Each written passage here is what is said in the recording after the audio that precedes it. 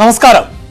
ലോകായുക്ത ഭേദഗതി ഒഴികെയുള്ള വിവാദ ബില്ലുകളിൽ സർക്കാരിന്റെ വിശദീകരണം തൃപ്തികരമെങ്കിൽ ഒപ്പിടുമെന്ന് ഗവർണർ ആരിഫ് മുഹമ്മദ് ഖാൻ. ബില്ലിൽ തർക്കങ്ങളില്ലെന്നും സംശയങ്ങൾക്ക് തൃപ്തികരമായ വിശദീകരണം നൽകിയാൽ ഒപ്പിടും എന്നുമാണ് ഗവർണർ പറയുന്നത്. എന്നാൽ ലോകായുക്ത ഭേദഗതി ബില്ലിൽ വിട്ടുവീഴ്ചയ്ക്കില്ല എന്ന സൂചനയും ഗവർണർ നൽകുന്നുണ്ട്. മന്ത്രിമാരായി P Rajeev, R Bindu, V N Vasavan, V Abdurahiman എന്നിവരാണ് ഗവർണറുമായി കൂടിക്കാഴ്ച നടത്താൻ ഒരുങ്ങുന്നത്. മന്ത്രി ചിഞ്ചുറാണി നേരത്തെ ഗവർണറെ കണ്ട് കാര്യങ്ങൾ വിശദീകരിച്ചിരുന്നു. ഇതിന്റെ അടിസ്ഥാനത്തിൽ മിൽമയുമായി ബന്ധപ്പെട്ട ബില്ലിൽ ഗവർണർ ഒപ്പുവെച്ചേക്കും. ഉന്നത വിദ്യാഭ്യാസ മന്ത്രി ആർ ബിന്ദു വിശദീകരണം നൽകിയാലും സർവകലാശാല ഭേദഗതി ബില്ലിൽ ഗവർണർ ഒപ്പുവെച്ചേക്കില്ല. അത് രാഷ്ട്രപതിക്ക് അയക്കും എന്ന് ഗവർണർ നേരത്തെ വ്യക്തമാക്കിയിട്ടുണ്ട്. കൂടിക്കാഴ്ചയ്ക്ക് ശേഷം മന്ത്രിമാരെ ഗവർണർ അത്താഴ വിരുന്നിനും ക്ഷണിച്ചിട്ടുണ്ട്. കൂടിക്കാഴ്ചയിൽ മഞ്ഞുരുകുമോ എന്നാണ് പ്രൈം ഡിബേറ്റ് ചർച്ച ചെയ്യുന്നത്. എല്ലാ പ്രേക്ഷകർക്കും സ്വാഗതം.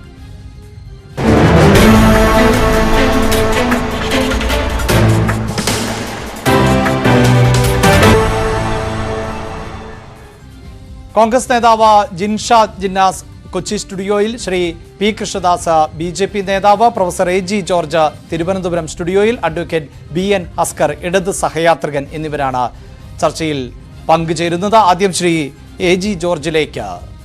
സാർ, ഈ തർക്കം തുടർച്ചയായി നിലനിൽക്കുന്നത് എപ്പോൾ മുതൽ എന്ന് നമുക്കറിയാം. അത് ഉന്നത വിദ്യാഭ്യാസ മേഖലയുമായി ബന്ധപ്പെട്ട് ആരംഭിച്ചതാണ്. താങ്കളടക്കം ആ മേഖലയിൽ പരിണിത പ്രജ്ഞനാണ് താനും. ഇന്നിപ്പോൾ വളരെ പ്രധാനപ്പെട്ട കൂടിക്കാഴ്ചകളടക്കം നടക്കാൻ പോവുകയാണ്.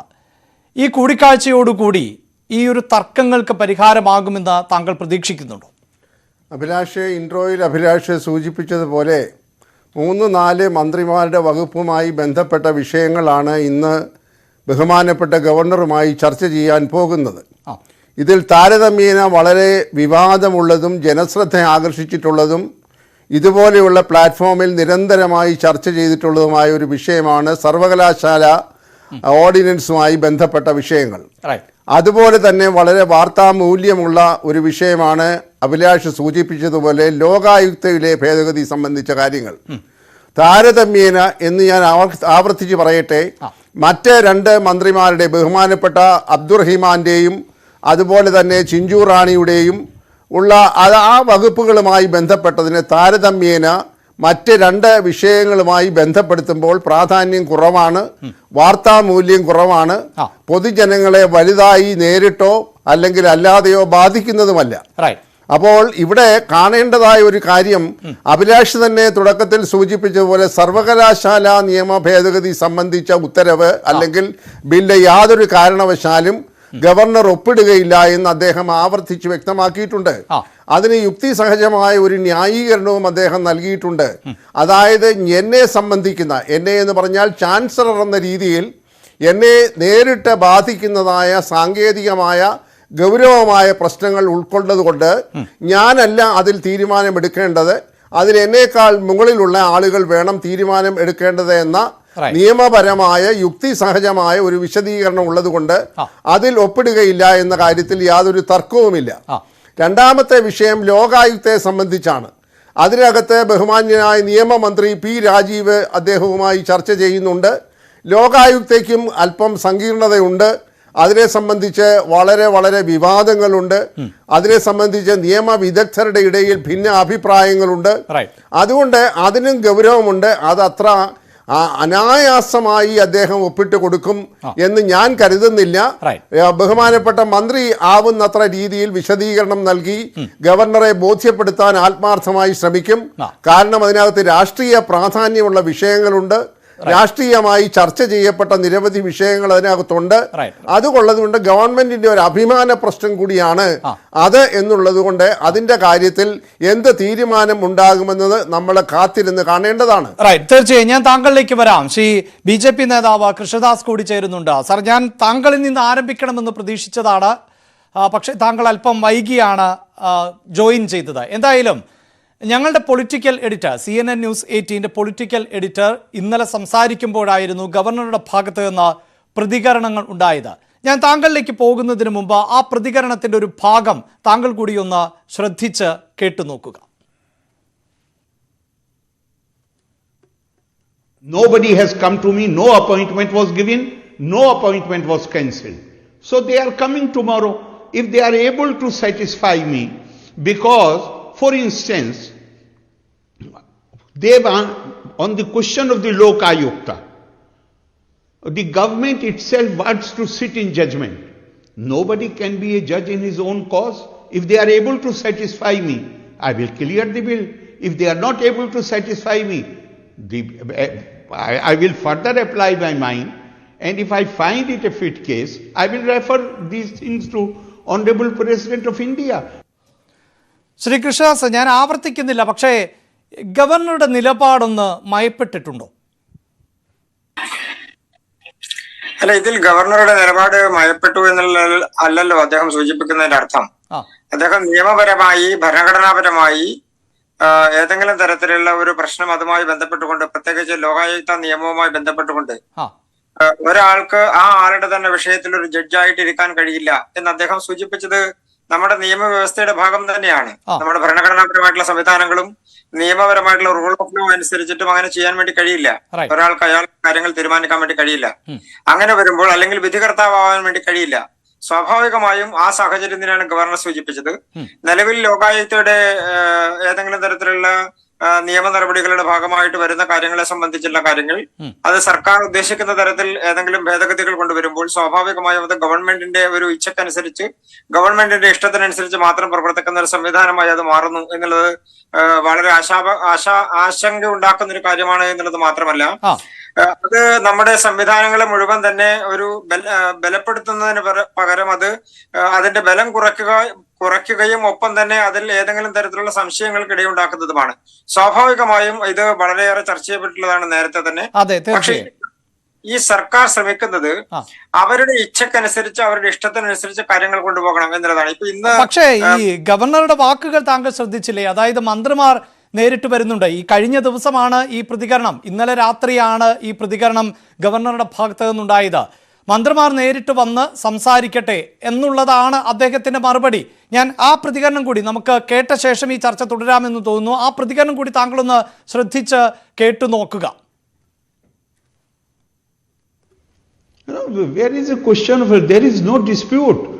I had written to him 6 months back. In fact, last 3 years, I have written number of letters saying to him, it is your constitutional duty to brief me regularly.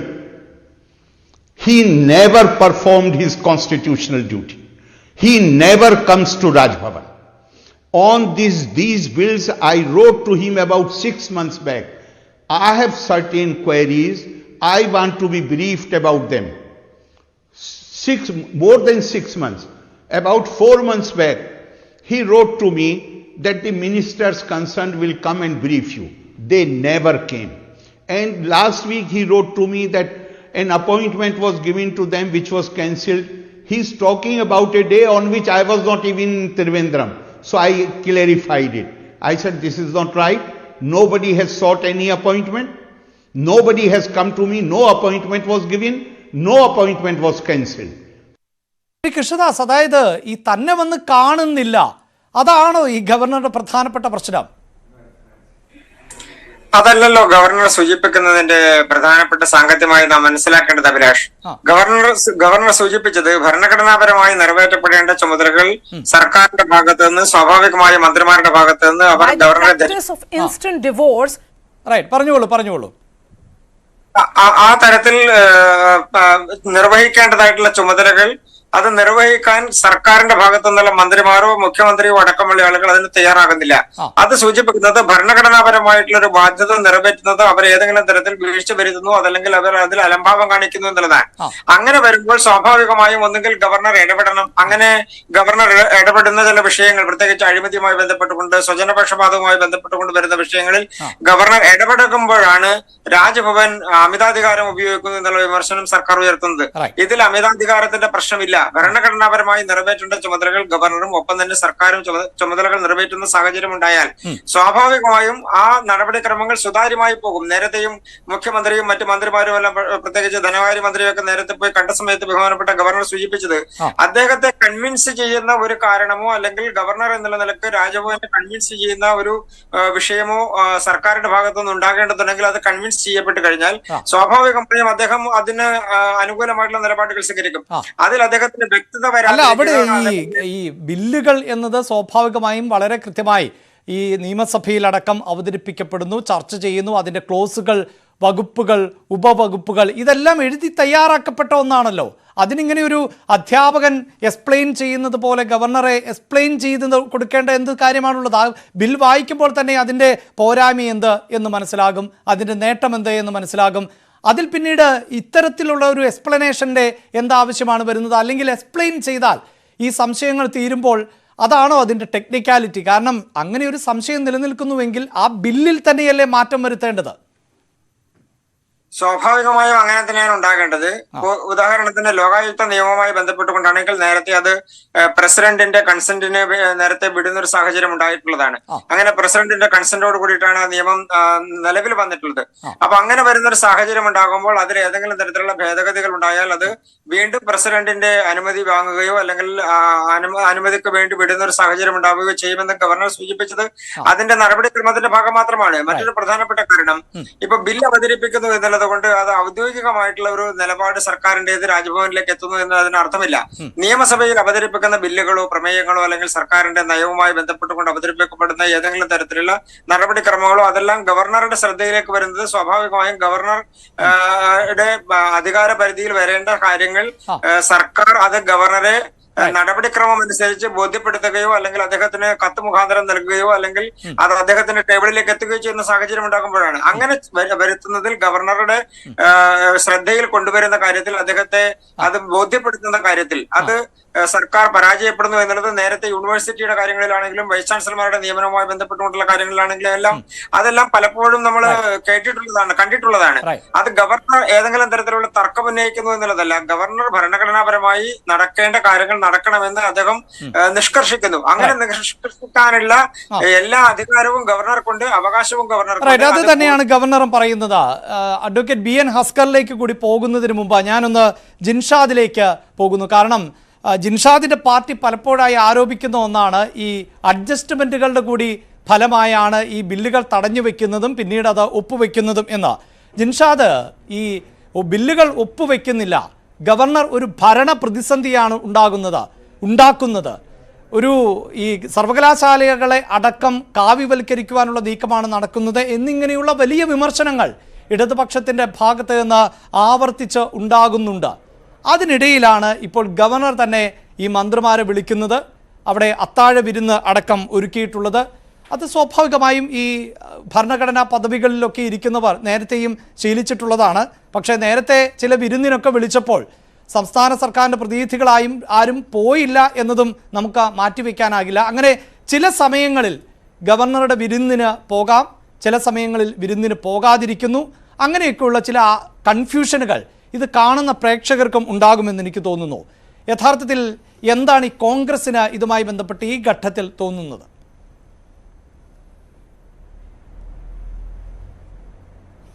Shri Abhilash, ഇന്ന് താങ്കളുടെ ഈ ചർച്ചയുടെ തലക്കെട്ട് നന്നായിട്ടുണ്ട്. മഞ്ഞുരുകുമോ എന്നാണ് ആ ചോദ്യം തന്നെ. ഈ മഞ്ഞുമല ഉണ്ടാക്കിയത് ആരാണ് അഭിലാഷേ? ഈ കേരളത്തിൽ എന്നൊക്കെ CPM-നും സഖാവ് പിണറായി വിജയൻ എന്ന കേരളത്തിൻ്റെ മുഖ്യമന്ത്രിക്കും രാഷ്ട്രീയ പ്രതിസന്ധി ഉണ്ടായിട്ടുണ്ടോ അന്നൊക്കെ ആ സർക്കാരിനെ രക്ഷിക്കാനായിട്ട് ഒരു കോൺട്രവേഴ്സി ഉണ്ടാക്കിക്കൊണ്ട് കേരളത്തിൻ്റെ ബഹുമാനപ്പെട്ട ഗവർണർ രംഗത്തേക്ക് വരുന്ന ഒട്ടനവധി സാഹചര്യങ്ങൾ നമ്മൾ കണ്ടിട്ടുള്ളതാണ് ഇതിനു മുമ്പ്. ഇപ്പോൾ സ്വർണ്ണക്കടത്തുമായി ബന്ധപ്പെട്ട് അതിൻ്റെ വേര് പിടിച്ച് പിന്നീട് മുൻ മന്ത്രിമാരും മുൻ സ്പീക്കറും ഉൾപ്പെടെയുള്ളവരുടെ സ്വപ്ന സുരേഷുമായിട്ടുള്ള സെക്സ് സ്കാൻഡലുമായി ബന്ധപ്പെട്ട് ഒക്കെ വലിയ വിവാദങ്ങളും വലിയ പ്രതിസന്ധിയും ഉണ്ടായപ്പോഴൊക്കെ ഗവർണർ വിഷയം ഡൈവേർട്ട് ചെയ്യാൻ വേണ്ടി ഉണ്ടാക്കുന്ന ഒട്ടനവധി വിവാദങ്ങളും കോൺട്രവേഴ്സികളും നമ്മളൊക്കെ ഇതിനു മുമ്പ് ചർച്ച ചെയ്തിട്ടുള്ളതാണ്. ഇവിടെ ഇപ്പം നിലവിൽ ഈ യൂണിവേഴ്സിറ്റി വിഷയം വരാനുള്ള കാരണം എന്താണ്? ഈ സർക്കാർ UGC നിയമം പാലിക്കാത്തത് കൊണ്ടല്ലേ? എന്തുകൊണ്ടാണ് ഈ സർക്കാർ UGC നിയമം പാലിക്കാത്തത്? ഇവിടുത്തെ VC-മാർക്ക് കൃത്യമായ മാനദണ്ഡം വേണ്ടേ? ഇവിടെ പിൻവാതിൽ നിയമനം നടക്കുന്നത് കൊണ്ടല്ലേ ഇവിടെ ഈ വിഷയം ഉണ്ടാകുന്നത്? ഈ ഭരണഘടനാ പ്രതിസന്ധി ഉണ്ടാക്കുന്നത് കോൺഗ്രസ് ആണോ? ഭരണഘടനാ പ്രതിസന്ധി ഉണ്ടാക്കുന്നത് ഈ സംസ്ഥാനത്തിന്റെ സർക്കാരാണ്. ഇവർക്ക് ആവശ്യമുള്ളപ്പോൾ ഇവർ ഗവർണറുമായി കൂടും, ഇവർക്ക് ആവശ്യമുള്ളപ്പോൾ ഇവർ RSSുമായി അടച്ചിട്ട മുറിയിൽ ചർച്ച നടത്തും, ഇവർക്ക് ആവശ്യമുള്ളപ്പോൾ ഇവർ അമിത്ഷായുടെ മീറ്റിംഗിൽ പോയി പടമെടുക്കും. ഇതല്ലേ ഇപ്പൊ കേരളത്തിൽ നടന്നുകൊണ്ടിരിക്കുന്നത്. ഇവിടെ മന്ത്രിമാരും പി രാജീവ് ഉൾപ്പെടെയുള്ള അല്ലെങ്കിൽ ശ്രീമതി ബിന്ദു ഉൾപ്പെടെയുള്ള മന്ത്രിമാർ എന്തുകൊണ്ടാണ് ചർച്ചയ്ക്ക് പോകാത്തത്? അവർക്ക് ഈ ഭരണഘടനാ പ്രതിസന്ധി സർക്കാരിന് ഇപ്പോൾ തീർക്കാൻ ആഗ്രഹമില്ല. പുതിയതായി നിയമിക്കാൻ പോകുന്ന ചാൻസലർമാർ ആരൊക്കെയാണ്? ഞങ്ങൾക്ക് ആശങ്കയുണ്ട്. കേരളത്തിലെ MG യൂണിവേഴ്സിറ്റിയുടെ വൈസ് ചാൻസലറായി MM മണി വരില്ല എന്ന് എന്താ ഉറപ്പ്? കേരള യൂണിവേഴ്സിറ്റിയുടെ വൈസ് ചാൻസലറായി ശിവൻകുട്ടി വരില്ല എന്നും ഉറപ്പ്? കണ്ണൂർ യൂണിവേഴ്സിറ്റിയുടെ വൈസ് ചാൻസലറായിട്ട് P ജയരാജനോ കാരായി ചന്ദ്രശേഖരനോ കാരായി രാജനോ വരില്ല എന്ന് എന്തോ ഉറപ്പ്? എന്താണ് ഇവർ ഇവരുടെ ഈ ബില്ല് മാറി വരുമ്പോൾ ഈ ബില്ലിൽ എന്താണ് ഇതിന്റെ കണ്ടന്റ്? എന്താണ്? പ്രതിപക്ഷത്തിന് ഇവർ ഇതിനെ ധരിപ്പിച്ചിട്ടുണ്ടോ? പ്രതിപക്ഷത്തിന് ഇവർ ചർച്ചയ്ക്ക് വിളിച്ചിട്ടുണ്ടോ? ഇവർ കേരളത്തിലെ പുതിയ വൈസ് ചാൻസലർമാർ ആരൊക്കെ ആകണം, എങ്ങനെയൊക്കെ ആകണം, അവരുടെ മാനദണ്ഡം എന്താണ്? ഞങ്ങൾക്കതിൽ ആശങ്കയുണ്ട്. അതുകൊണ്ട് തന്നെയാണ് ഞങ്ങൾ വിഷയാധിഷ്ഠിതമായിട്ട് ഈ കേരളത്തിലെ യൂണിവേഴ്സിറ്റി വിഷയത്തെ ഞങ്ങൾ നോക്കിക്കാണുന്നത്. ഇവിടെ യൂണിവേഴ്സിറ്റിയിൽ ഒരു കാവ്യവൽക്കരണവും നടക്കുന്നില്ല. ഇവിടെ ഈ സർക്കാർ പാർലമെന്റ് തെരഞ്ഞെടുപ്പ് മുന്നിൽ കണ്ടുകൊണ്ട് ഇവിടുത്തെ ന്യൂനപക്ഷങ്ങളെ ഭയപ്പെടുത്തി കീഴ്പ്പെടുത്തി വോട്ടാക്കി മാറ്റാൻ വേണ്ടി ഇവർ പറഞ്ഞുണ്ടാക്കുന്ന കാവ്യവൽക്കരണമല്ലേ യഥാർത്ഥത്തിൽ സംഘപരിവാറിനെ ഇവിടെ പാലൂട്ടി വളർത്തുന്നത് കേരളത്തിൽ ഇടതുപക്ഷമാണെന്ന് ആർക്കാണ് അറിയാത്തത്? കേരളത്തിന്റെ ആഭ്യന്തരത്തിന്റെ താക്കോലെടുത്ത് വത്സൻ തില്ലങ്കേരിക്ക് കൊടുത്തവരല്ലേ ഈ പാർട്ടി ശബരിമലയിൽ? കോടിയേരി ബാലകൃഷ്ണനെ ബോംബെറിഞ്ഞ RSS പ്രതികളെ ഇന്നുവരെയും പിടിക്കാൻ പറ്റിയിട്ടില്ല. ഇവർക്ക് ഒരു അന്വേഷണം പോലും കൃത്യമായി നടത്തിയിട്ടുണ്ടോ? ഇവർ വെറുതെ കാവ്യവൽക്കരണം എന്നൊക്കെ പറഞ്ഞ് ഇതിനെ അട്ടിമറിക്കാൻ നോക്കണ്ട. ഈ വിഷയത്തിൽ ഗവർണർ എന്താണ് മുന്നേ പറഞ്ഞിട്ടുണ്ട്, ഇത് ഞാൻ ഇടപെട്ടിട്ടുള്ള വിഷയമായതുകൊണ്ട് എനിക്ക്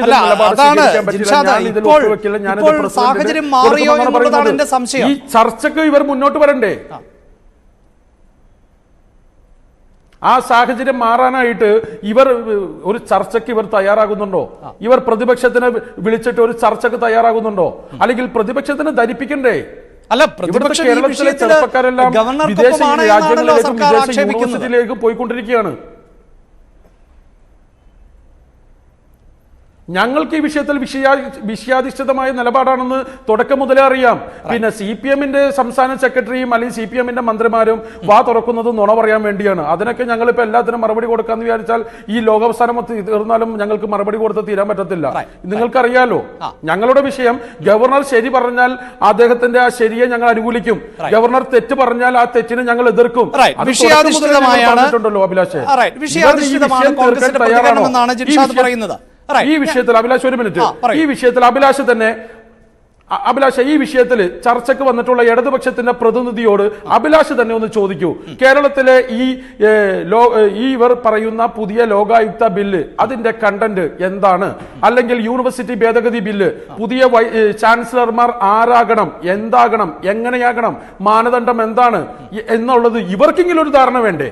ഈ പറയുന്ന ഇടതുപക്ഷത്തിന്റെ പ്രതിനിധിക്ക് ധാരണയുണ്ടോ? അഭിലാഷ് ഒന്ന് ചോദിച്ചേ, ഈ പൊതുസമൂഹത്തിന് വേണ്ടി ഒന്ന് കേൾക്കാലോ. എന്തായാലും ഞങ്ങൾ പ്രതിപക്ഷ നേതാക്കളോടോ അല്ലെങ്കിൽ പ്രതിപക്ഷ MLA മാരോടോ പ്രതിപക്ഷ നേതാവിനോടോ ഇതുമായി ബന്ധപ്പെട്ട് ഇവരൊരു ചർച്ചക്ക് പോലും വിളിച്ചിട്ടില്ല.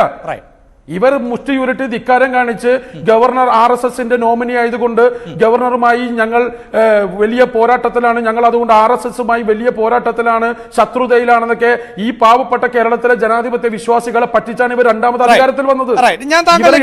ഇടതുപക്ഷം RSS വിരുദ്ധത പുറത്തു പറയുന്നു അല്ലാതെ കച്ചവടം നടത്തി അധികാരത്തിൽ വന്നവരാണ്. ഞാൻ അതിലേക്ക് കടക്കുന്നില്ല. പക്ഷേ അഭിലാഷ് തന്നെ ഈ അസ്കറിനോടൊന്ന് ചോദിക്കണം. അതാണ് ഞാൻ പറഞ്ഞു വരികയായിരുന്നു. ഈ ഹസ്കർ ഏതെങ്കിലും ഒരു രാഷ്ട്രീയ പാർട്ടിയുടെ പ്രതിനിധി എന്ന നിലയിലല്ല ഈ ചർച്ചയിൽ പങ്കെടുക്കുന്നത്. അദ്ദേഹം ഒരു ഇടത് സഹയാത്രികരാണ്. അതിനപ്പുറത്ത് ഈ വിദ്യാഭ്യാസ രംഗത്തെ മാറ്റങ്ങൾ, ഉന്നത വിദ്യാഭ്യാസ മേഖലയിലെ ഗവർണറുമായുള്ള സർക്കാരിൻ്റെ ഏറ്റുമുട്ടലുമായി ബന്ധപ്പെട്ട വിഷയത്തിലൊക്കെ നിരന്തരമായി അദ്ദേഹം ന്യൂസ് 18-ലടക്കം മറ്റ് ചാനലുകളിൽ അടക്കം ചർച്ചയ്ക്ക് വരികയും വിഷയാധിഷ്ഠിതമായി തന്നെ പ്രതികരിക്കുകയും ചെയ്യുന്ന ആൾ എന്ന നിലയിലാണ് ഞാൻ അദ്ദേഹത്തെ ക്ഷണിച്ചത്. പ്രത്യേകിച്ച് അദ്ദേഹം നിയമസഭയിലൊന്നും ഉള്ള ആളല്ല. അതുകൊണ്ട് ആധികാരികമായി ഞാൻ അദ്ദേഹത്തോട് ഈ ഒരു സംശയം ചോദിക്കുന്നത് ശരിയല്ല എന്നാണ് എനിക്ക് തോന്നുന്നത്. പക്ഷേ അതിനപ്പുറത്ത് ഹസ്കർ, നമ്മൾ എത്രയോ തവണ ഈ വിഷയം ചർച്ച ചെയ്തിരിക്കുന്നു. എന്തായിരുന്നു ഈ ഘട്ടത്തിലെല്ലാം ഇടത് നേതാക്കൾ ഉൾപ്പെടെ പറഞ്ഞുകൊണ്ടിരിക്കുന്നത്? സർക്കാരിനെ വലിയ പ്രതിസന്ധിയിലാക്കുകയാണ് ഗവർണർ. ഇവിടെ ഒരു ഭരണ മുന്നേറ്റം ഉണ്ടാകാൻ പാടില്ല, വികസനം നടക്കാൻ പാടില്ല. ഇതൊക്കെയാണ് ഗവർണറുടെ അജണ്ട. BJPയുടെ ചട്ടുകമായി ഗവർണർ മാറിയിരിക്കുകയാണ് എന്ന് തുടർച്ചയായി പറഞ്ഞുകൊണ്ടിരിക്കുകയാണ് ഇടതുപക്ഷം. അതിനിടയിലാണ് ഇപ്പോൾ ഗവർണറുടെ ഭാഗത്ത് നിന്ന് പ്രതികരണങ്ങൾ ഉണ്ടാകുന്നത്. ബോധിപ്പിച്ചാൽ, കാര്യങ്ങളിൽ വ്യക്തത വരുത്തിയാൽ താൻ ഒപ്പിടാൻ ഒരുക്കമാണ് എന്നുള്ളത്. എന്താണ് താങ്കളുടെ ഒരു പ്രതീക്ഷ? ഇത്തവണ അങ്ങനെ കൃത്യമായി ഗവർണറെ കാര്യങ്ങൾ പറഞ്ഞ് ധരിപ്പിക്കാൻ സർക്കാരിന് സാധിക്കുമോ? ഒപ്പിടുമോ? ആംഗലേയ ഭാഷയിൽ ഒരു ചൊല്ലുണ്ട്, ബെറ്റർ ലേറ്റ് ദാൻ നെവർ. അതെ, ഇപ്പോ ആദരണീയനായ ഗവർണർ ശ്രീ ആരിഫ് മുഹമ്മദ് ഖാൻ അത്തരമൊരു സാഹചര്യത്തിലേക്കാണ് എത്തപ്പെട്ടിരിക്കുന്നത്. സംസ്ഥാനം ഒരു ഭരണഘടനാ പ്രതിസന്ധിയിലൂടെ കടന്നുപോയിക്കൊണ്ടിരിക്കുന്ന ഒരു കാലഘട്ടത്തിൽ നിയമസഭയുടെ അധികാരം എന്ന് തിരിച്ചറിയാത്ത ആളല്ല ശ്രീ ആരിഫ് മുഹമ്മദ് ഖാൻ. നിയമസഭ എന്ന് പറയുന്നത് നിയമനിർമ്മാണങ്ങൾ നടത്തേണ്ട സ്ഥലമാണ്. അപ്പൊ നിയമനിർമ്മാണങ്ങൾ നടത്തേണ്ട സ്ഥലത്ത് ഒരു പക്ഷേ നിയമസഭ കൂടുന്നതിനിടയിൽ ചില നിയമങ്ങൾ പ്രാബല്യത്തിൽ വരുന്നതിനു വേണ്ടി ഓർഡിനൻസ് അടക്കം ഇറക്കേണ്ടി വരും. നിയമസഭ പാസ്സാക്കുന്ന ബില്ലുകൾ നിയമപരമായി ബാധ്യത, ഭരണഘടനാപരമായ ബാധ്യത ഗവർണർക്ക് ഒപ്പുവെക്കാനുണ്ട്. ഒരുപക്ഷെ ഗവർണർക്ക് അത് ഒപ്പുവെക്കാനായില്ലെങ്കിൽ അദ്ദേഹത്തിന് ചില സംശയങ്ങൾ ദൂരീകരിക്കുന്നതിനു വേണ്ടി അത്, അല്ലെങ്കിൽ കേന്ദ്ര നിയമങ്ങളുമായി ബന്ധപ്പെട്ട ചില നിയമപ്രശ്നങ്ങൾ ഉള്ള നിയമങ്ങളാണെങ്കിൽ അത് പ്രസിഡന്റിന്റെ അസന്റിനു വേണ്ടി അയക്കുന്ന പതിവ് ഇന്ത്യ ഒട്ടാകെയുണ്ട്. പക്ഷേ ഇവിടെ 8ഓളം നിയമങ്ങളാണ് ഫ്രീസറിൽ അദ്ദേഹം സൂക്ഷിച്ചു വെച്ചിരിക്കുന്നത്. ആ 8 നിയമങ്ങൾ കേരളത്തിന്റെ നിയമസഭ പാസാക്കിയിട്ടുള്ള നിയമങ്ങളാണ്, ഓർഡിനൻസുകളല്ല. അപ്പൊ സ്വാഭാവികമായി നിയമസഭ ചർച്ച ചെയ്ത് പാസാക്കിയിട്ടുള്ള നിയമങ്ങൾ ഒപ്പുവെക്കാനുള്ള ബാധ്യതകൾക്ക് പകരം അതിൽ വിശദീകരണം ആവശ്യപ്പെടുന്നതിന് ഗവർണർക്ക് അധികാരമുണ്ട്. ചില സംശയങ്ങൾ ദൂരീകരിക്കുന്നതിന് ഗവർണർക്ക് അധികാരമുണ്ട്. അങ്ങനെ സംശയങ്ങൾ ദൂരീകരിക്കുന്നതിന് മന്ത്രിമാരെ വിളിച്ചു വരുത്തി കാര്യങ്ങൾ നേരിട്ട് മനസ്സിലാക്കുക എന്നുള്ളത് എളുപ്പത്തിൽ കാര്യങ്ങൾ തീർക്കുന്നതിന് വേണ്ടിയിട്ടുള്ള ശ്രമമായി നമുക്ക് കാണാൻ കഴിയും. അതുകൊണ്ടാണ് ഞാൻ ആംഗലേയ ഭാഷയിലെ ആദ്യം ചൊല്ലിയത്. അദ്ദേഹത്തിന് വൈകി വന്ന വിവേകം ആണ് ഇപ്പോ അദ്ദേഹത്തെ കൊണ്ട് ഇങ്ങനെ പ്രവർത്തിപ്പിക്കാൻ. പക്ഷേ അപ്പോഴും പറഞ്ഞിട്ടില്ല ഹസ്കർ, അദ്ദേഹം ഇപ്പോഴും ലോകായുക്ത സർവകലാശാല ഭേദഗതി ഇതിനെ സംബന്ധിച്ച് അദ്ദേഹം ന്യൂസ് 18നോട് പറഞ്ഞത് താങ്കൾ ശ്രദ്ധിച്ചു കാണുമല്ലോ. ഞാൻ താങ്കൾ കൂടി ജോയിൻ ചെയ്തതിന് ശേഷമാണ് ആ പ്രതികരണം കേൾപ്പിച്ചത്. ഇന്നലെയും കേട്ടു, ഇന്നും കേട്ടു. നിങ്ങളുമായി നടത്തിയിട്ടുള്ള അഭിമുഖത്തിലെ അദ്ദേഹത്തിന്റെ പ്രസക്ത ഭാഗങ്ങൾ ഞാൻ കേട്ടിരുന്നു. പക്ഷേ ഇതിന്റെ നിയമപരമായ ഒരു സാഹചര്യങ്ങളുണ്ട്. ബഹുമാനപ്പെട്ട സുപ്രീം കോടതിയുടെ തമിഴ്നാട് കേസുമായി ബന്ധപ്പെട്ട ഒരു വിധി അദ്ദേഹത്തെ അലോസരപ്പെടുത്തുന്നു എന്ന് വേണം നാം മനസ്സിലാക്കാൻ. അതെ, ആ വിധി അദ്ദേഹം പരാമർശിക്കുന്നുമുണ്ട്. അദ്ദേഹത്തെ അലോസരപ്പെടുത്തുന്നുണ്ട്. ഒരുപക്ഷെ അത്തരത്തിൽ സംസ്ഥാന ഗവൺമെന്റ് സുപ്രീം കോടതിയിലേക്ക് പോകും. എന്തായാലും നമ്മുടെ ഈ ചർച്ചയ്ക്കിടയിൽ ഇപ്പോൾ ഇതാ ഗവർണർ വീണ്ടും മാധ്യമങ്ങളെ കാണുകയാണ്. നമുക്ക് അദ്ദേഹത്തെ ഒരിക്കൽ കൂടി ഒന്ന് കേട്ടുവരാം. Their response, how can I tell you whether I will, what I am going to do? If they satisfy me, for instance, the Lok Ayukt bill is there. The juristic principle is clear. You cannot be judge in your own matter.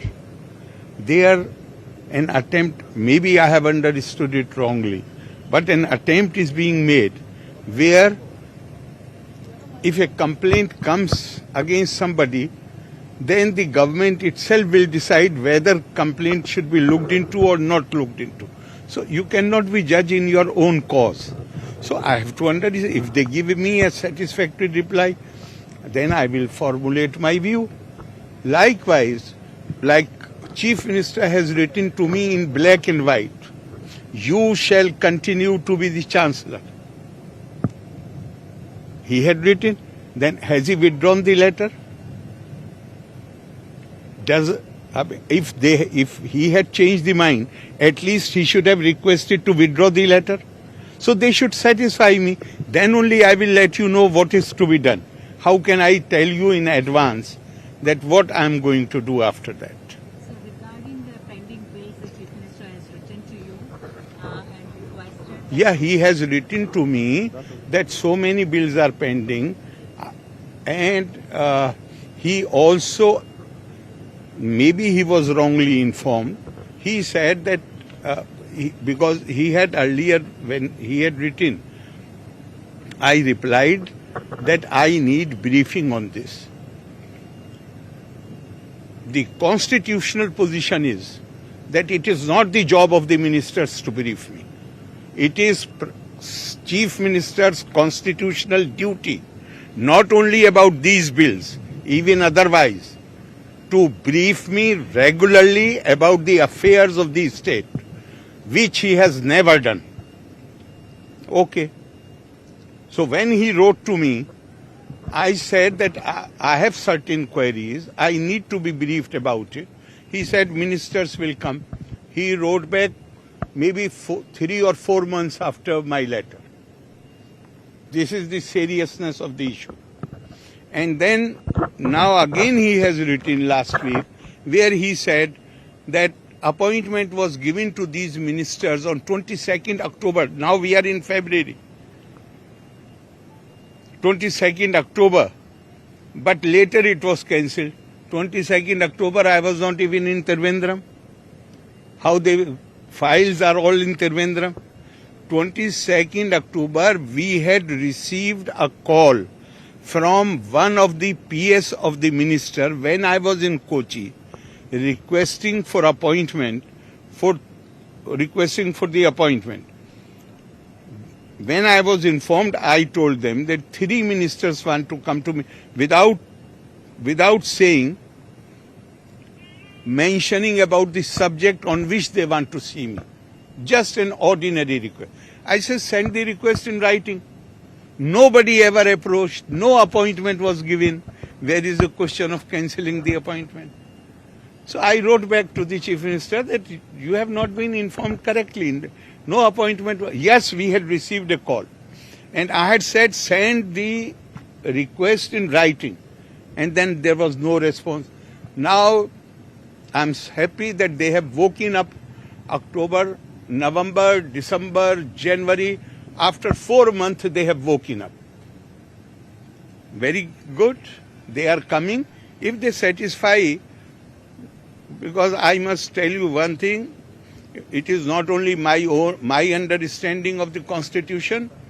Refer to B.L. Kapoor versus Tamil Nadu, Supreme Court judgment given in 2001. Their Honorable Supreme Court has clearly said that the governor takes the oath to preserve, defend and protect the Constitution.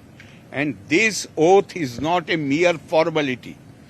It is his constitutional duty not to do anything contrary to the Constitution, nor allow anything to be done contrary to the Constitution. I shall be very, very vigilant about this duty of mine, and unless I'm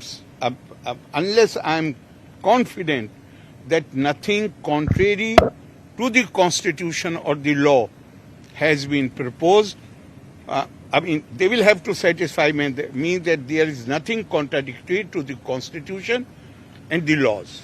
Then I will see it. Governor, related to dereliction of constitutional values, there has been a comment made by the Chief Minister in Kasaragod with regard to the triple talaq. How do you see this? I do not know if triple talaq is an issue now.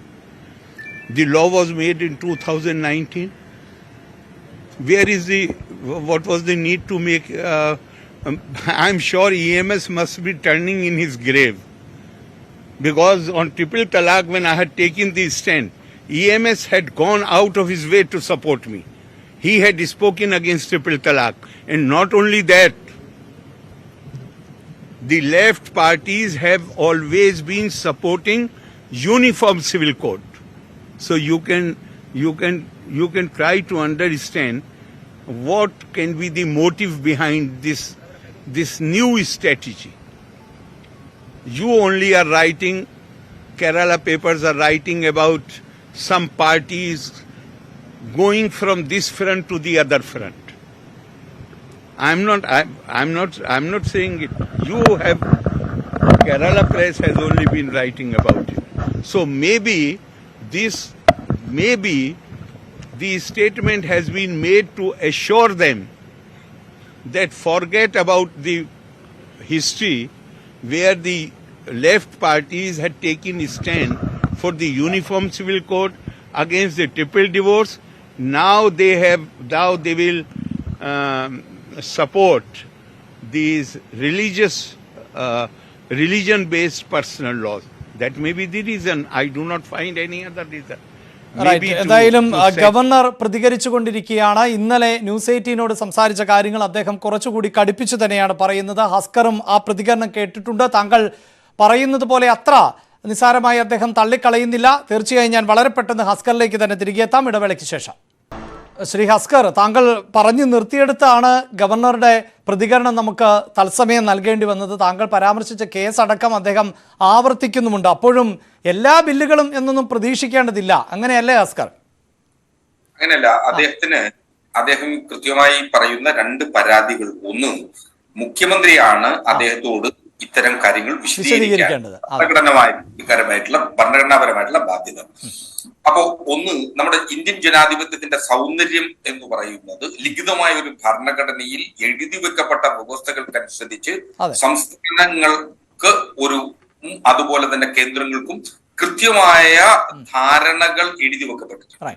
എങ്ങനെയായിരിക്കണം ഒരു സംസ്ഥാന നിയമസഭയും പാർലമെന്റും എങ്ങനെയൊക്കെ പ്രവർത്തിക്കണം എന്നുള്ളത് കൃത്യമായ ലിഖിത മാർഗനിർദ്ദേശങ്ങൾ ഭരണഘടനയിലുണ്ട്. അതാണ് Indian ഭരണഘടനയുടെയും Indian ജനാധിപത്യത്തിന്റെയും സൗന്ദര്യം എന്ന് പറയുന്നത്.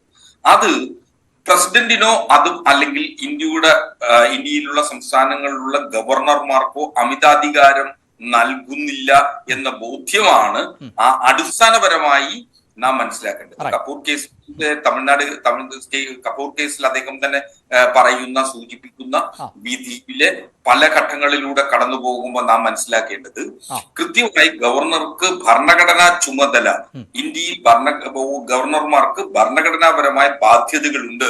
കൃത്യമായി ഭരണഘടനാപരമായി നിയമങ്ങൾ നിർമ്മിക്കപ്പെടുന്നു, അത് നടപ്പിലാക്കപ്പെടുന്നു എന്നുള്ളത് ആണ് അദ്ദേഹം സൂചിപ്പിക്കുന്നത്.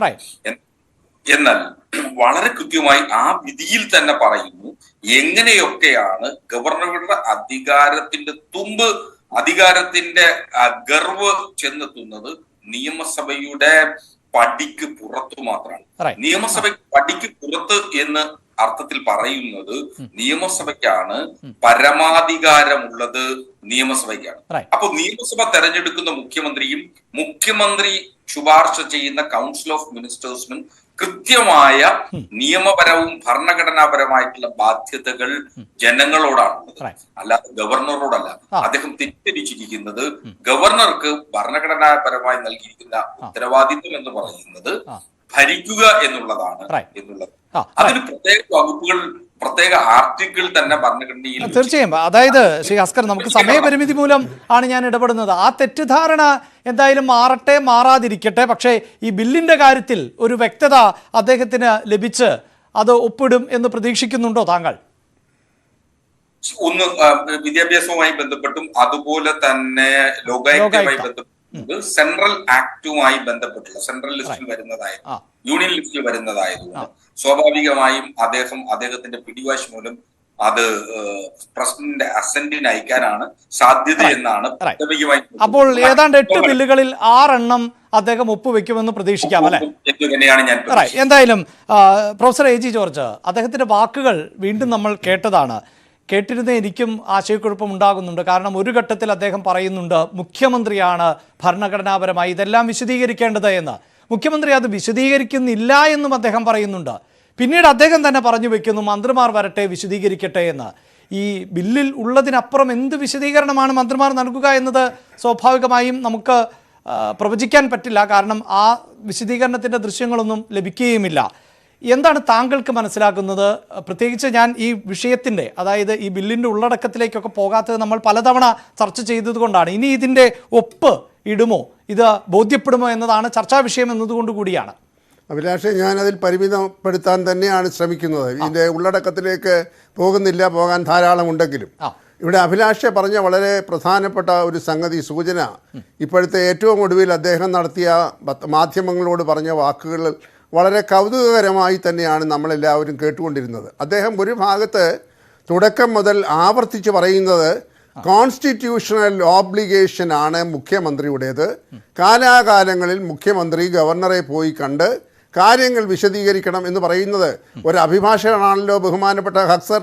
കോൺസ്റ്റിറ്റ്യൂഷണൽ അദ്ദേഹം ഒരു ഇംഗ്ലീഷ് പ്രൊവർബിലാണ് തുടങ്ങിയത്, ഞാൻ ചില ഇംഗ്ലീഷ് വാക്കുകൾ ഉപയോഗിക്കുക. കോൺസ്റ്റിറ്റ്യൂഷണൽ ഓബ്ലിഗേഷൻ എന്ന വാക്കാണ് അദ്ദേഹം പറയുന്നത്. എന്ന് പറഞ്ഞാൽ ഭരണഘടനാപരമായ ബാധ്യതയാണ്. ആ ബാധ്യത നിറവേറ്റിയിട്ടില്ല.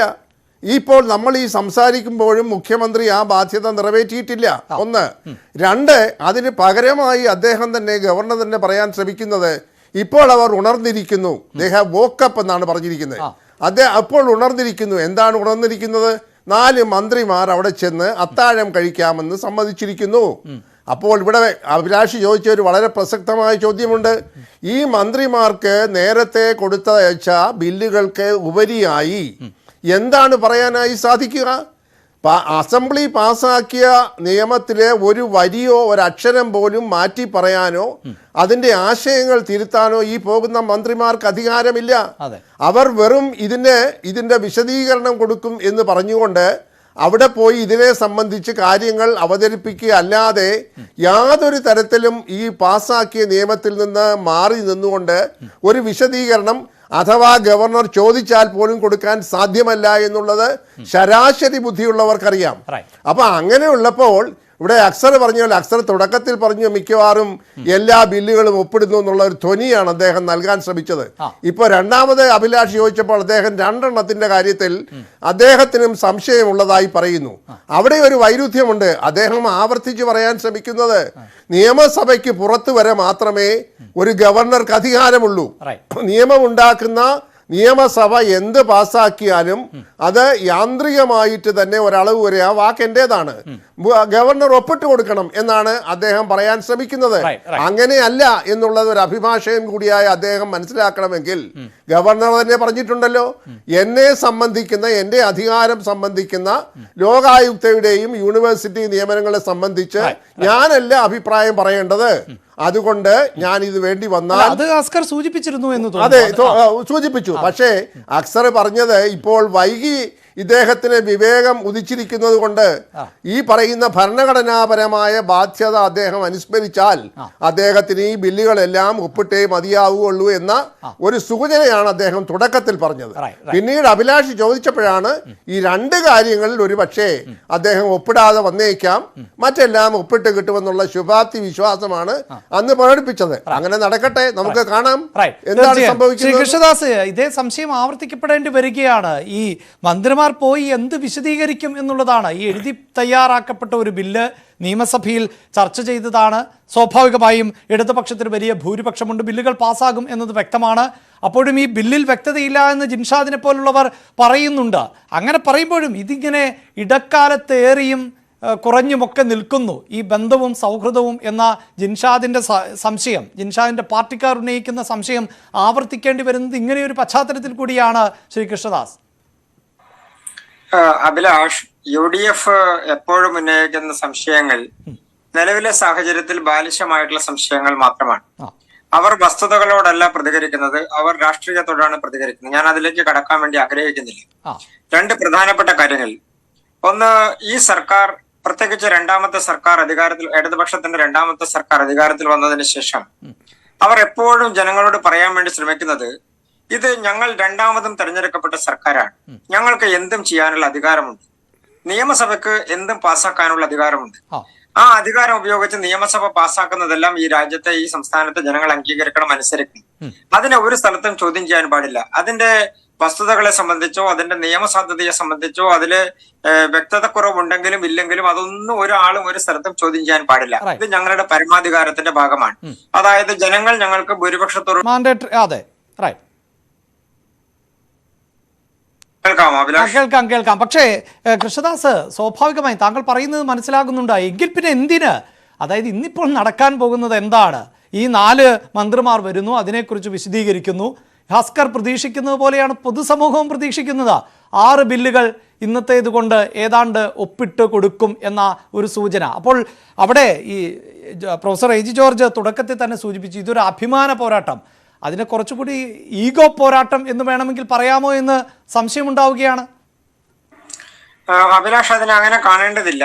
അതിന്റെ പ്രധാനപ്പെട്ട ഒരു കാരണം, പ്രധാനമന്ത്രിയും രാഷ്ട്രപതിയും തമ്മിൽ പലപ്പോഴും ആശയവിനിമയം നടത്താറുണ്ട് കാലാകാലങ്ങളിൽ.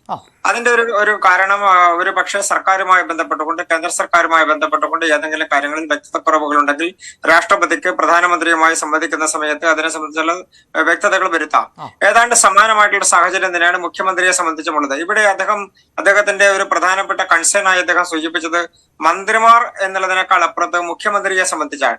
അത് ഭരണഘടനാപരമായി വസ്തുതാപരമായിട്ടുള്ള ഒരു കാര്യമാണ്. മുഖ്യമന്ത്രിയാണ് ഗവർണറുമായി ഈ കാര്യങ്ങളെ സംബന്ധിക്കുന്ന വസ്തുതകൾ വ്യക്തത വരുത്തേണ്ടത്. സ്വാഭാവികമായും അതിൽ ഏതെങ്കിലും തരത്തിലുള്ള ബുദ്ധിമുട്ടുകളോ അല്ലെങ്കിൽ ഈ നേരത്തെ അഭിലാഷ് സൂചിപ്പിച്ചതുപോലെയുള്ള ഒരു ഈഗോ പ്രശ്നമാണെന്ന് കണക്ക് കൂട്ടിയാൽ ആ ഈഗോ പ്രശ്നം ബഹുമാനപ്പെട്ട മുഖ്യമന്ത്രിക്കുണ്ടെങ്കിൽ ഒരുപക്ഷെ മന്ത്രിമാരുമായി സംസാരിച്ചതിന് ശേഷം അതിൽ കൂടുതൽ വ്യക്തത വരുത്തേണ്ടതുണ്ടെങ്കിൽ കാണാം എന്നുള്ളതായിരിക്കാം ഒരുപക്ഷെ അദ്ദേഹം കണ്ടിട്ടുണ്ടാവുക.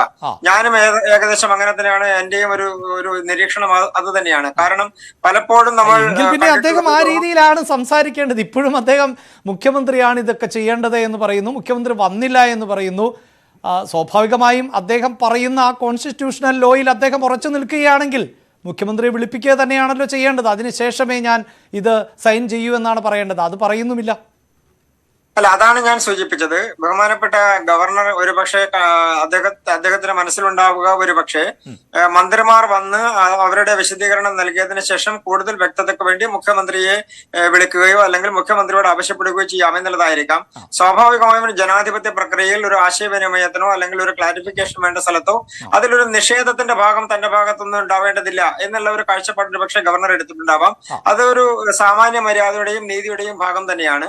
ഇവിടെയുള്ള ഒരു പ്രധാനപ്പെട്ട വിഷയം, ഗവർണർ ഇതിനൊന്നും ബാധ്യതപ്പെട്ടയാളല്ല. ഞങ്ങൾ എന്ത് പറയുന്നോ അതെല്ലാം ഒപ്പിട്ട് കൊടുക്കാൻ ബാധ്യതപ്പെട്ടയാളാണ് ഗവർണർ എന്ന് ധരിച്ചു വെച്ചിരിക്കുന്ന ഒരു സർക്കാരിനോട് നമ്മൾക്ക് അധികം വിലപേശാനുള്ള അല്ലെങ്കിൽ അതുമായി ബന്ധപ്പെട്ടുകൊണ്ടുള്ള നടപടിക്രമങ്ങളെ കുറിച്ച് ചർച്ച ചെയ്തിട്ട് കാര്യമില്ല. അത് ബഹുമാനപ്പെട്ട ഗവർണറും പലപ്പോഴും സൂചിപ്പിച്ചിട്ടുണ്ട്.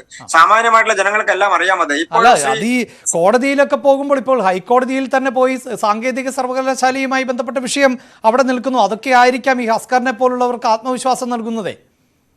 അതിൽ ആത്മവിശ്വാസത്തിന്റെ പ്രശ്നമില്ല. യൂണിവേഴ്സിറ്റികളുമായി ബന്ധപ്പെട്ടുകൊണ്ട് സർക്കാർ പോയിട്ടുള്ള ഘട്ടങ്ങളിലെല്ലാം സർക്കാരിന് എന്താണ് സംഭവിച്ചിട്ടുള്ളതെന്ന് അവർക്ക് കൃത്യമായിട്ട് അറിയാവുന്ന കാര്യങ്ങളാണ്.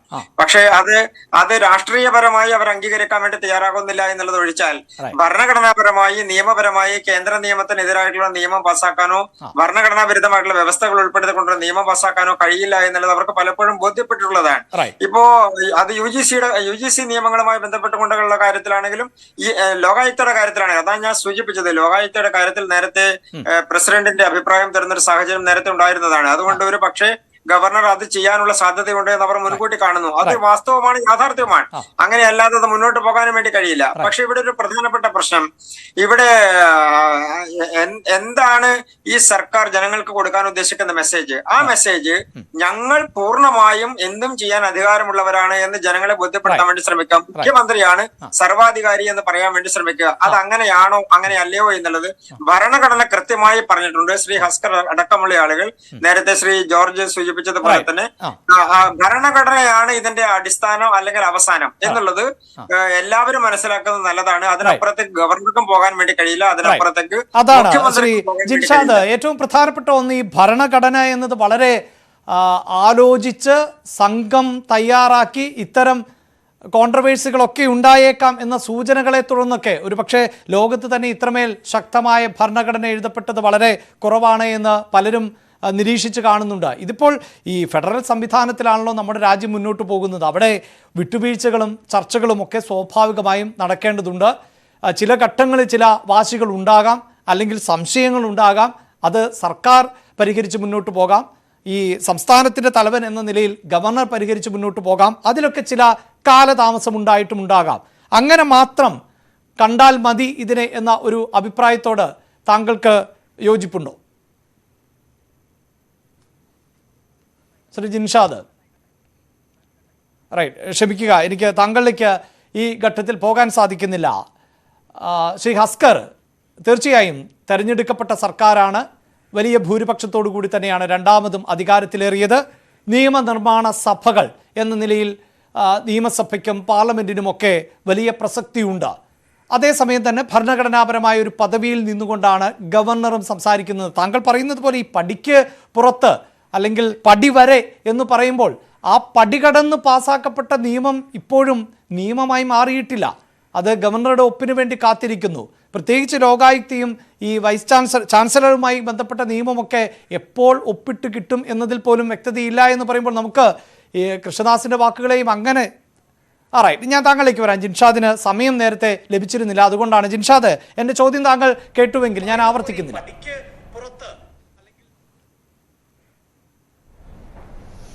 ശ്രീ അഭിലാഷ്, ഇവിടെ BJPയുടെ പ്രതിനിധി ഞാൻ രാഷ്ട്രീയം പറയുകയാണ്, അദ്ദേഹം ഇതിൻ്റെ മറ്റു കാര്യങ്ങളൊക്കെ ഞാൻ കടക്കുന്നില്ല എന്നൊക്കെ പറഞ്ഞ് ഒരു ഒഴുക്കം മട്ടിൽ കടന്നുപോയെന്നൊരു സാഹചര്യമുണ്ട്. ഞാൻ ആ BJPയുടെ പ്രതിനിധിയോട് ചോദിക്കുകയാണ്, കേരളത്തിലെ യൂണിവേഴ്സിറ്റികളുടെ മുഴുവൻ ചാൻസലർ പദവിയിൽ ഇപ്പോൾ ഇരിക്കുന്നത് കേരളത്തിൻ്റെ ബഹുമാനപ്പെട്ട ഗവർണറാണ്. ആ ഗവർണറെ മാറ്റണമെന്നാണ് കേരളം ഭരിക്കുന്ന ഇടതുപക്ഷ സർക്കാർ ആവശ്യപ്പെടുന്നത്. അങ്ങനെ ആ ഗവർണറെ ചാൻസലർ പദവിയിൽ നിന്നും മാറ്റിയാൽ പകരം ആരൊക്കെയാണ് ചാൻസലർമാർ ആവാൻ പോകുന്നത്?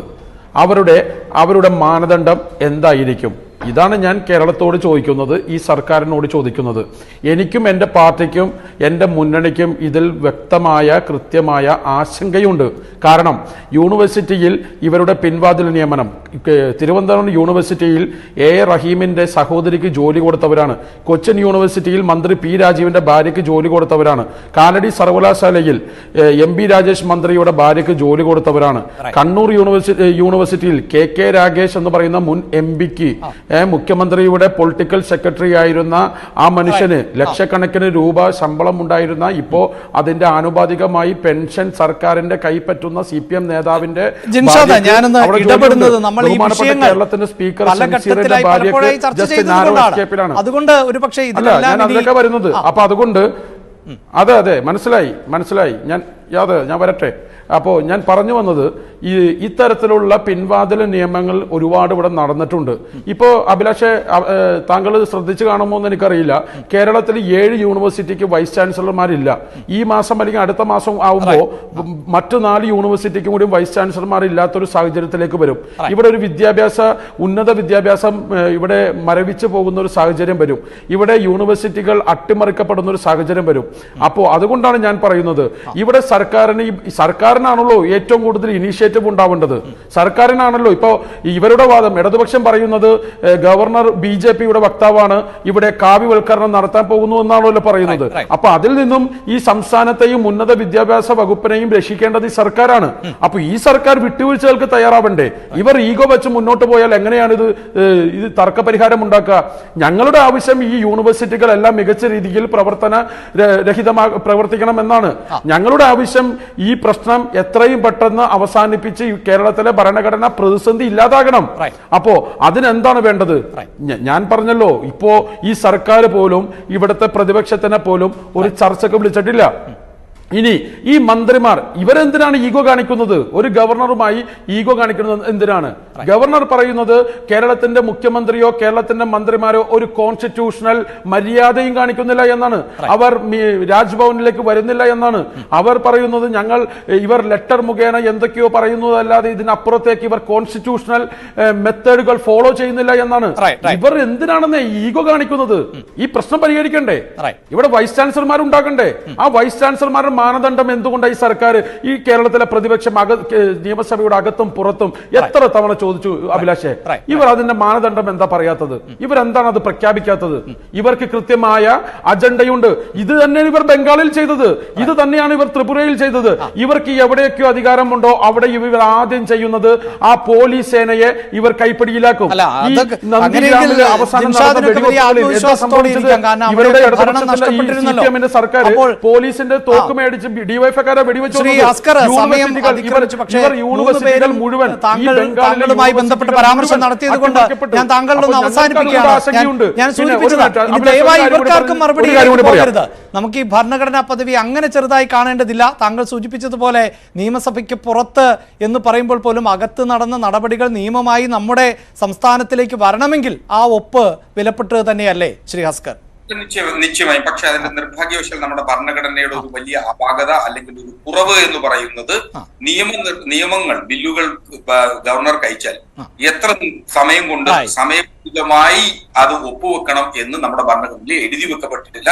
അതിതുവരെയും സുപ്രീം കോടതി അങ്ങനെ ഒരു നിയമമായി വന്നിട്ടില്ല എന്ന നിർഭാഗ്യകരമായ ഒരു സാഹചര്യമുണ്ട് എന്ന വസ്തുത കൂടി നാം മനസ്സിലാക്കുക. തീർച്ചയായും നമുക്ക് ആ പ്രധാനപ്പെട്ട പോയിന്റിൽ ഈ ചർച്ച അവസാനിപ്പിക്കാം. എനിക്കറിയാം ഗവർണറുടെ പ്രതികരണം ഇടയ്ക്ക് വളരെ പ്രധാനപ്പെട്ടതായിരുന്നു. കാരണം എല്ലാവരും കേരളം ഉറ്റുനോക്കുന്ന ചില ബില്ലുകൾ അടക്കമുണ്ട്, അതിന് ചില രാഷ്ട്രീയമുണ്ട്, പൊതുസമൂഹത്തെ സംബന്ധിച്ചിടത്തോളം ശ്രദ്ധിക്കപ്പെടുന്ന ഒന്നാണ്. അതുകൊണ്ടാണ് ഗവർണറുടെ പ്രതികരണം നമുക്ക് ഈ ചർച്ചയുടെ ഇടയ്ക്ക് നൽകേണ്ടി വന്നത്. അതുകൊണ്ട് ഇന്ന് ഈ ചർച്ചയിൽ പങ്കെടുത്ത അതിഥികളിൽ ആർക്കും തന്നെ സമയം കൃത്യമായി ലഭിച്ചില്ല എന്നറിയുന്നു. അതിന് ഞാൻ ക്ഷമ ചോദിക്കുന്നു. എന്തായാലും ഓൺലൈൻ വഴി ഞങ്ങൾ ചോദിച്ചത് ഇന്നത്തെ കൂടിക്കാഴ്ചയുടെ മഞ്ഞുരുകുമോ എന്നുള്ളതാണ്. അവിടെ ജിൻഷാദ് ആ ക്യാപ്ഷനെ കുറിച്ച് പറഞ്ഞു. ആ മഞ്ഞ് ആരാണ് സൃഷ്ടിച്ചത് എന്ന് ചോദിച്ചാൽ ഞങ്ങൾക്ക് അങ്ങനെ ഒരു നിലപാടൊന്നുമില്ല.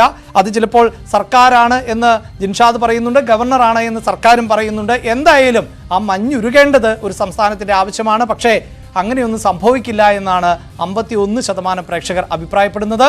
30% പ്രേക്ഷകർക്ക് മാത്രമാണ് പ്രതീക്ഷയുള്ളത്. 19% പ്രേക്ഷകർ അഭിപ്രായം രേഖപ്പെടുത്തുന്നില്ല. ഇപ്പോൾ ഇതിന്റെ ഫലം പറയുമ്പോൾ 13,000-ലധികം പേർ വോട്ട് രേഖപ്പെടുത്തി കഴിഞ്ഞു. പ്രൈം ഡിബേറ്റിൽ പങ്കെടുത്ത എല്ലാ അതിഥികൾക്കും നന്ദി. പ്രൈം ഡിബേറ്റ് പൂർണ്ണമാകുന്നു. നമസ്കാരം.